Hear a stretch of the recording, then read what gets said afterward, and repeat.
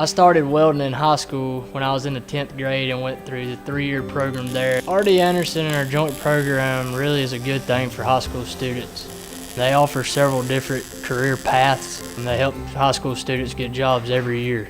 I'm a lot more hands-on. A college student may eventually get hands-on, but I come straight out of high school with my hands-on. I'm proud to be a welder at Oilmen's because I can create things that haven't been created. I really love my job. I make a good salary and I'm in the 10th percentile of the salary level of my graduating class.